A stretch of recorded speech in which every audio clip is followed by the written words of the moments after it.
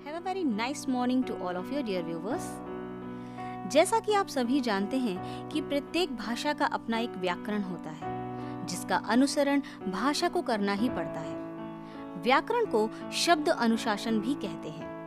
भाषा के नियमों को व्याकरण से ही समझा जा सकता है। यदि हम व्याकरण के नियमों की अवहेलना करेंगे तो हमारी भाषा अशुद्ध हो जाएगी। इसलिए भाषा पर व्याकरण का अंकुश रखना अनिवार्य होता है।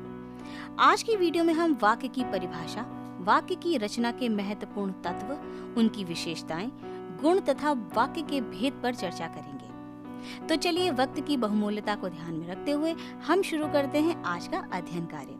मैं शालिनी आप सभी का स्वागत करती हूँ आपके अपने शैक्षिक एवं ज्ञानवर्धक चैनल ज्ञान के मोती में। हम शुरू करेंगे वाक्य की परिभाषा से, क्योंकि वाक्य में पूर्णता तभी आती है जब उसमें प्रयोग किए गए पदों का सुनिश्चित क्रम तथा सुनिश्चित मेल हो। निश्चय ही वाक्य सार्थक शब्दों का वह समूह है जिसमें वक्ता यानी बोलने वाला अपने कथन को संपूर्णता व्यक्त करने की क्षमता रखता हो। साधारण भाषा में हम ये कह सकते हैं कि जब तक अपनी बात कहने वाला अपने कथन को व्याकरणिक पूर्णता के साथ नहीं कहता, तब तक हमें उसकी बात समझ में नहीं आती है।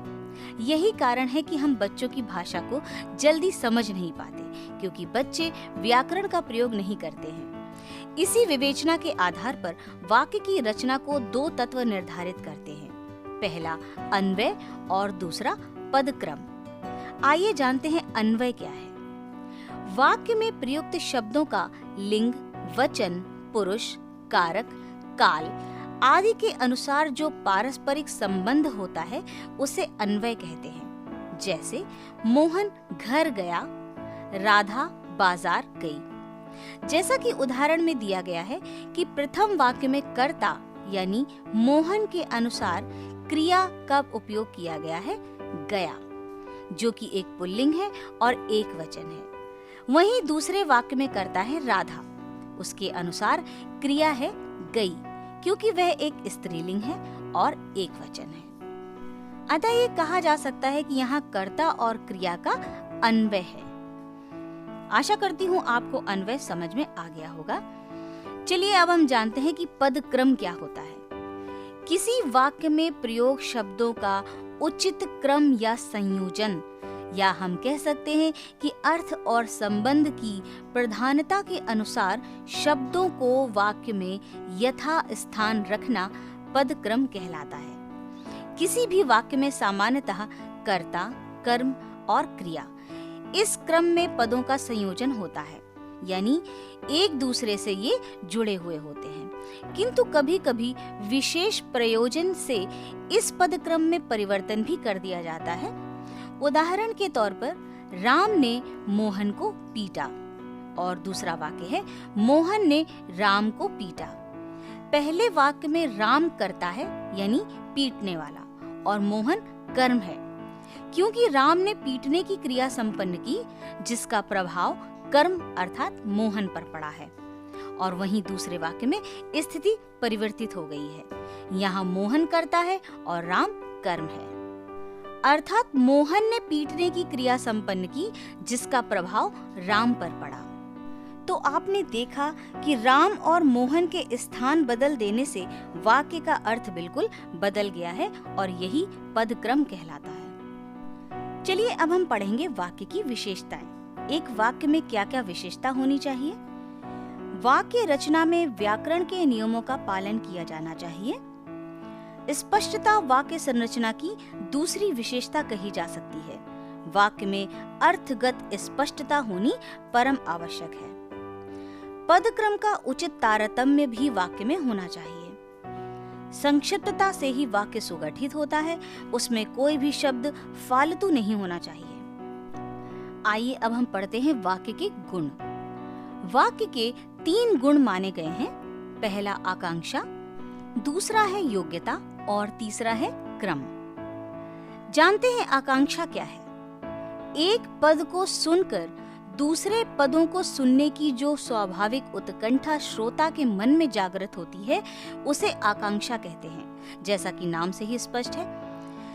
उदाहरण के तौर पर लोग प्रतिदिन सुबह पढ़ना पसंद करते हैं। अब प्रश्न उठता है कि क्या पढ़ना पसंद करते हैं, तो उत्तर मिल जाता है कि लोगों को सुबह अखबार पढ़ना पसंद है। अर्थात अखबार ही आकांक्षा शब्द है जिसकी पूर्ति होने पर वाक्य में पूर्णता आ गई। इसी प्रकार हम दूसरा उदाहरण ले सकते हैं कि गर्मियों में बहुत तेज होती है। क्या बहुत तेज होती है? ये एक आकांक्षा शब्द है, इसमें अगर हम जोड़ देते हैं धूप तो वाक्य में पूर्णता आ जाती है कि गर्मी में धूप बहुत तेज होती है। चलिए दूसरी तरफ बढ़ते हैं, योग्यता।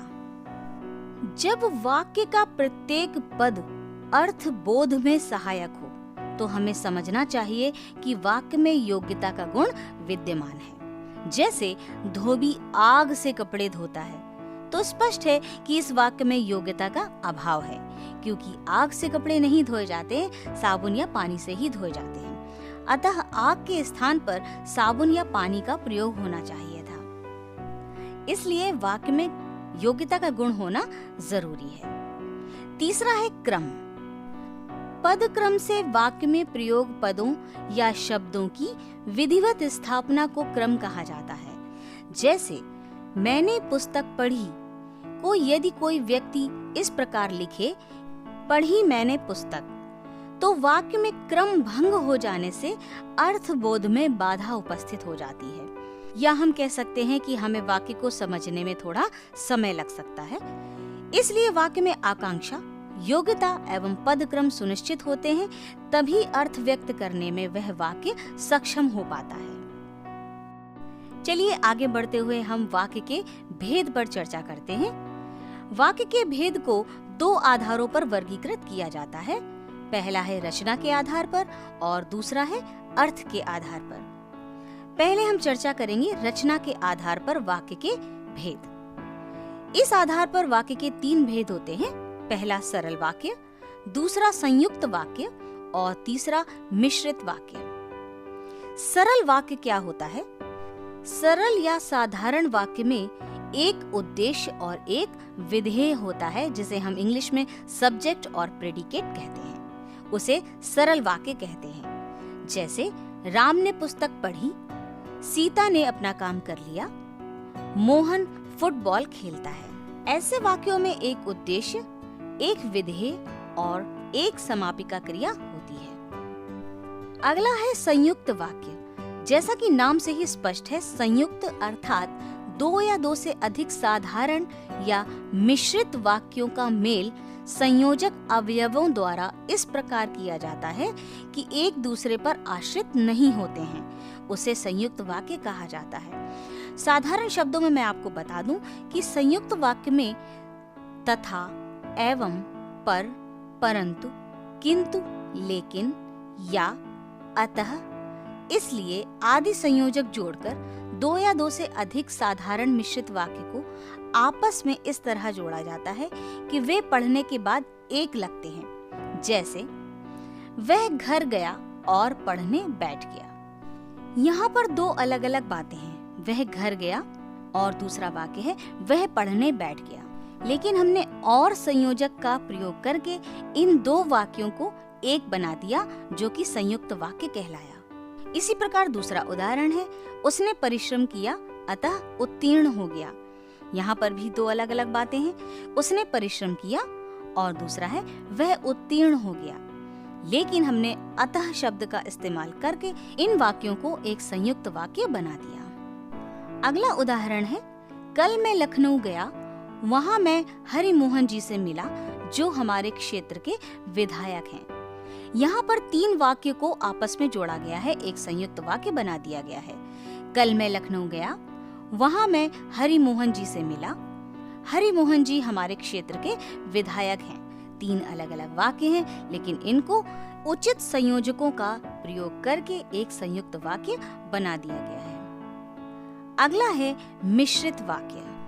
जिस वाक्य में 2 या 2 से अधिक सरल वाक्य इस प्रकार जुड़े हों कि उनके एक साधारण उपवाक्य हो और शेष आश्रित उपवाक्य, उसे मिश्रित वाक्य कहते हैं। इनमें से पहला मुख्य उपवाक्य, जिसे हम इंग्लिश में मेन क्लॉज कहते हैं, तथा शेष आश्रित उपवाक्य, जिसे हम इंग्लिश में सबऑर्डिनेट क्लॉज कहते हैं। आश्रित उपवाक्य अपने में पूर्ण नहीं होते, बल्कि उनका अर्थ जानने के लिए हमें मुख्य उपवाक्य की आवश्यकता पड़ती ही है। उदाहरण के तौर पर, ऐसा कौन भारतीय है जिसने महात्मा गांधी का नाम ना सुना हो। आप इसमें पढ़ सकते हैं, ऐसा कौन भारतीय है।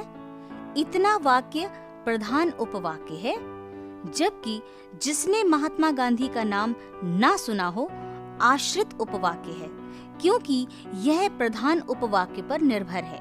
यहाँ पर दूसरे वाक्य का अर्थ प्रथम वाक्य के बिना व्यक्त नहीं हो पा रहा है। आप खुद पढ़कर देखिए, जिसने महात्मा गांधी का नाम ना सुना हो आपको अधूरा वाक्य लगेगा जब तक कि इसमें पहला प्रधान उपवाक्य न जुड़ा हो। डियर व्यूअर्स, आश्रित उपवाक्य 3 प्रकार के होते हैं: संज्ञा उपवाक्य, विशेषण उपवाक्य और क्रिया विशेषण उपवाक्य। अगर आप इन पर विशेष रूप से चर्चा करना चाहते हैं तो मुझे कमेंट बॉक्स में जरूर बताएं, मैं इस पर एक विशेष वीडियो बना दूंगी। डियर व्यूअर्स, ये तो थे रचना के आधार पर वाक्य के भेद। अब हम अर्थ के आधार पर वाक्य के भेद पढ़ेंगे। अर्थ की दृष्टि से वाक्य 8 प्रकार के होते हैं।